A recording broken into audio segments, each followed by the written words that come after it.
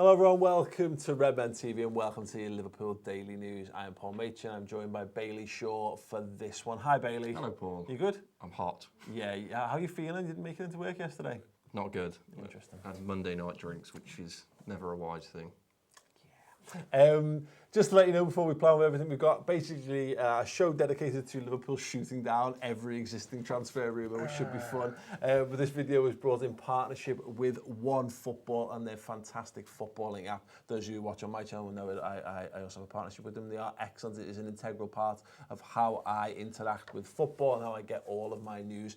Obviously, you've got Redmen News. You've got the upcoming Redmen News channel as well. But I'll level with you. We get a lot of our stories from OneFootball. There's a link in the description underneath. You can go through and download it. So if you want transfer stuff, if you want in-depth tactical analysis, if you want live match day centres, teams, all of that kind of stuff, it is all covered by the OneFootball app. And yes, they've been partnered with us for a year now, and they are a very, very good partner indeed. So yes, please do go and check it out. The link, as I say, is in the video description. Go download it and let us know how you're getting on with the app in the comments section underneath as well.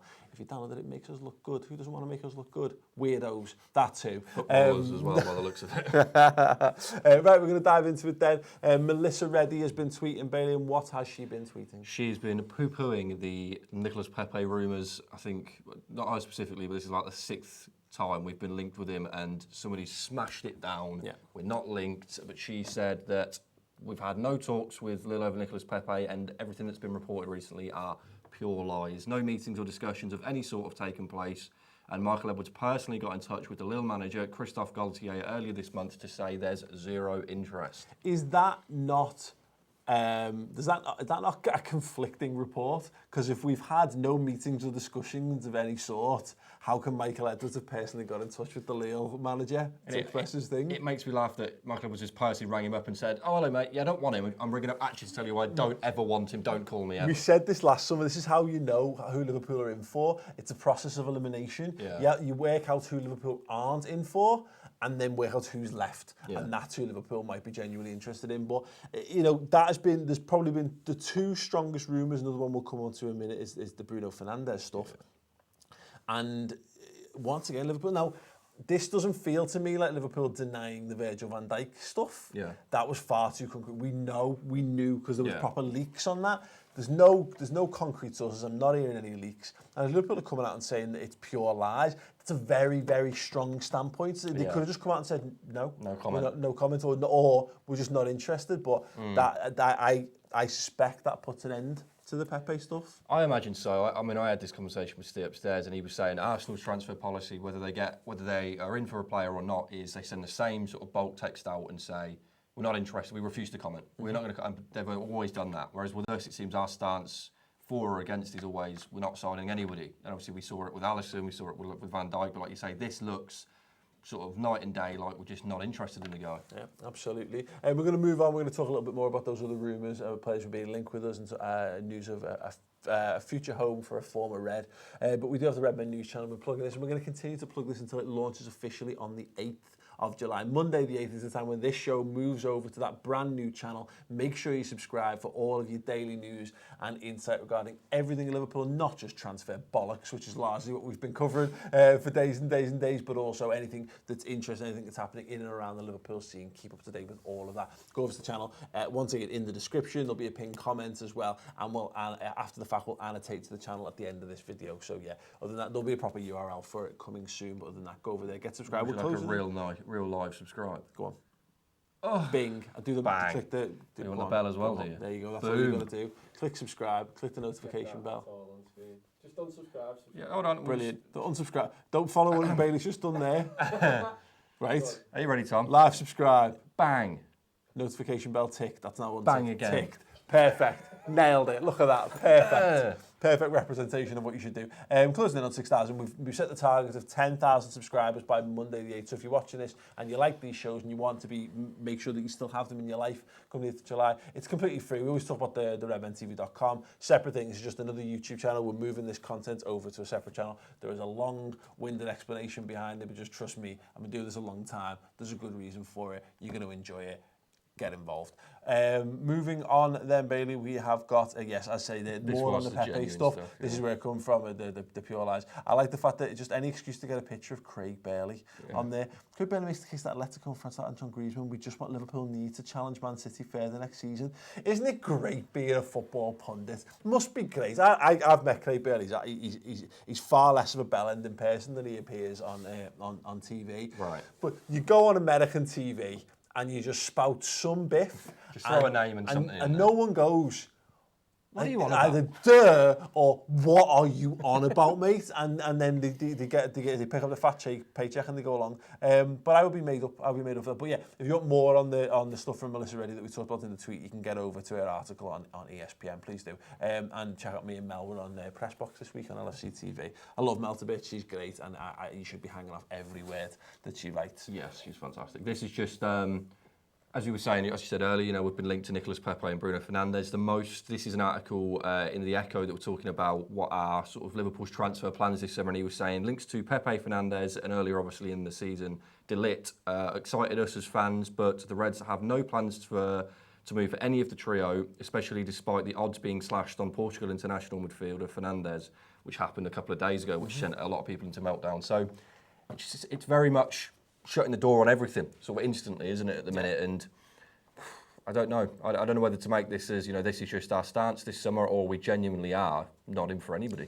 Yeah, absolutely. Really interesting stuff from Paul Gorsdale on the Liverpool Echo website, and just that, it kind of expands on the thing that Chris discussed yesterday, that we're obviously very, very close to 17-year-old Sepp Vandenberg, who made 16 appearances for PEC Zwolle in the Eredivisie last term. Any Dutch people, how did I do on the pronunciation there? Let me know.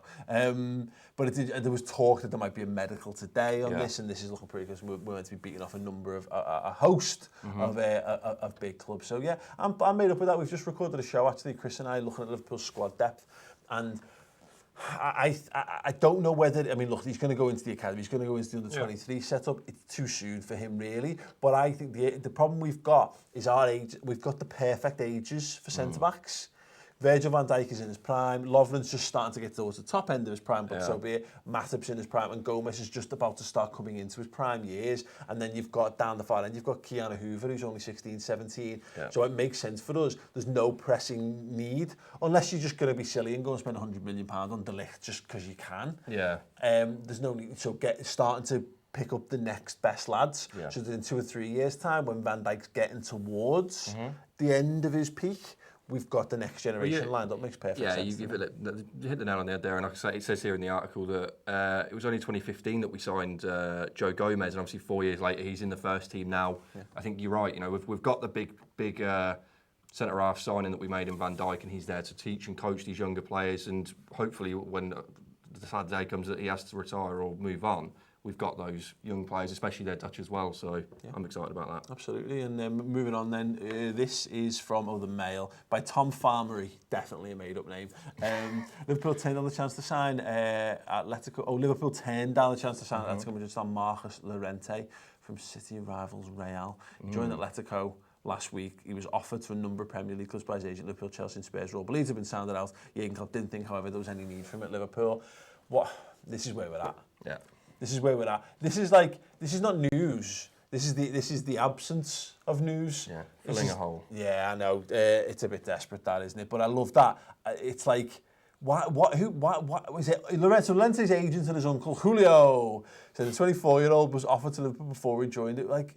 And then they said it's believed that Chelsea and Spurs. So they've just thrown together as many names as possible into this to try and drive some clicks. Yeah, he's a DM as well. So they offered it to Liverpool, who just signed a DM last year. Tottenham, who are, which is fair enough, because obviously they're getting Ndombele. And Chelsea, who've got Kante. So it's like, right, sure. So he said he contacted several clubs to let them know what had happened. The conversation that Zidane and Marcos had, Julio Llorente told Cadena SER. One of them was Liverpool, but Marcos' position was covered and it wasn't a priority. So why offer him there? Brilliant. Well, there you go. You don't know anything about football. Don't shoot, you don't. You miss 100% of the shots you don't take as an agent. He's done his job there, hasn't he? And Bailey, do you want to wrap us up with some really, really interesting actual transfer news? Somebody has picked up Alberto Moreno, somebody who's not bad either as a football team. Apparently Villarreal are looking to take him, obviously, as he's now a free agent. What do you make of that? Are you shocked? No. To be fair, we were laughing before, saying we thought he goes back to Sevilla. I thought he'd get a decent club, to be honest. I think he's largely disliked, isn't he? And I'm glad that he got that little moment in the sun at the end, you know, with, like so many of our players, celebrating the European Cup. He's fine. I never hated Alberto Moreno. I do blame him for a terrible performance in the Europa League final. But he put in some good performances for us. He put some bad ones in. You get better. You buy players, you try them out, you prove that you're better than them and move on. Yeah. If we didn't have the best left back in world football, this would bother me a load more, because it's a shame to let a 26-year-old lad, you know, who's, look, by all accounts, we signed him for £12 million. Yeah. And we've let him go on a free. That's not good business. But what we've done there is we've just allowed ourselves the opportunity to have a bit of cover to let Robertson grow. Moreno being at that club is part of the reason why Robertson's become the player he is. So fair play to him. I honestly thought he'd end up at like an Arsenal or something, to be honest. Really? So Villarreal's a decent club for him to end up at. And yeah, just draw your attention to, we've got a couple of great shows on the redmentv.com. Chris and I just recorded the squad depth analyzer. There's a massive wall behind Tom, which you won't be able to see, but it's got every Liverpool player in the squad, and we worked out where Liverpool needs to strengthen by go through some scenarios of who to sell, who to move around, who to promote from the academy. Really, really interesting shows. That'll be coming up this week.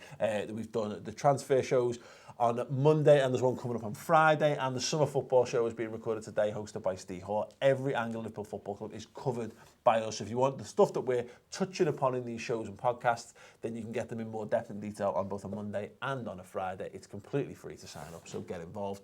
Tom, you got a couple of comments for us before we go? Yeah, you talked about the squad depth stuff. Bam Mosey says, I think Pepe will be a great signing to allow us to rotate and cope with injuries to Mane/Salah. Yeah, you spoke a bit about that. Agreed, yeah. But the thing is, I think Liverpool's stance there was so unequivocal that I would just forget Pepe even exists. I wouldn't even worry about him in any way, shape or form. I agree. I think that Liverpool do need some depth. We've got decent depth. Look, I think Origi's proved himself. The fact that Firmino came off in the Champions League final for Divock Origi, and I didn't even, not a bead of sweat formed on my forehead in any way, shape or form in that. Shaqiri's fine, and I'm so excited to see Ryan Brewster. Yeah. But I think Liverpool would be in a much healthier position if they went and bought a proper versatile guy who can play 9, left, right, who scores goals, who's 23, 24 years old, would make me feel loads more relaxed. I agree, mate. I'm of the stance that I'm happy with our forward options, and like you, I really, really am excited to see Ryan Brewster, but I just get the vibe that, you know, because we are saying no to this Pepe stuff, this Bruno Fernandes stuff, we're just not in the market for these expensive players. And as we've said before, Liverpool transfer policy is always 2 years in advance. Hence, I think this Van der Berg? Yeah, Van der Berg guys makes sense. You know, are you bringing early and you develop? I don't know if we're going to see a marquee signing, to be honest. And as much as everybody would want one, and it makes the club better, I can also see why Liverpool don't want to do it. Yeah, absolutely. Tom. Turn my mic on. Michael Walker, I think he's talking about Bruno Fernandes. He says, watched him on YouTube and he looked decent, but so did Usama Asaidi. I always talk about that. The amount of players, it's funny, players that you think are rubbish, watch them on YouTube and they look boss. Players that you think are boss, watch them on YouTube, they look boss. Nobody ever really looks rubbish at football on YouTube. So, but the point is that there are some players that go beyond that. Bruno Fernandes, clearly a very, very good footballer. Definitely. And there's a very simple barometer for these. Who are the clubs who are linked with them? If you're getting linked to mid and lower table Premier League clubs, then you can sort of take a little bit of that. If you're being constantly linked with with clubs in the top 4, then it is what it is. Yeah. Liverpool, it feels, Bailey, like if we're going to make a signing, it's going to be someone that we've not heard of up until this point. Yeah, I can see that, mate, and I agree with you there. For me, I think we're waiting for pre-season. I think we're going to assess the likes of Kent, Wilson, Brewster in pre-season. Obviously, we don't have any of our front three available because of the Copa America and the AFCON. For me, I think like it's going to be Klopp's going to see what's available to him and give these guys a chance and say, you know, prove to me I don't need to go into the market. Because I agree that I think he knows he probably needs another forward since Sturridge is gone.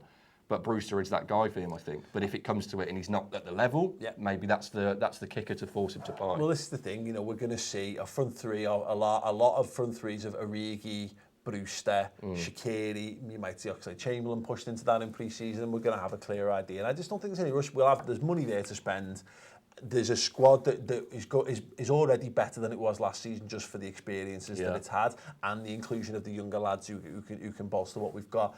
I don't think Liverpool if Liverpool are going to move, it's going to be the right player on the right. Yeah, and you got to remember, we're not the sort of the outlier here. Nobody in the top 6 yet has made a significant signing. You know, if United have signed Daniel James and Wan-Bissaka is in the pipeline. And you've got is it a Ndombele to Spurs? To Spurs is a bit. It looks like a big one, but you're right. Very early doors in the whole thing. Right, we're going to wrap up there. Thank you very much to everyone who has watched the video, who has listened to the podcast, and who has subscribed to anything that we've talked about on the many things we've talked about. As mentioned, again, go to redmentv.com. There's the interview with Aya Hendo and Ox there, which you can check out, which is brilliant.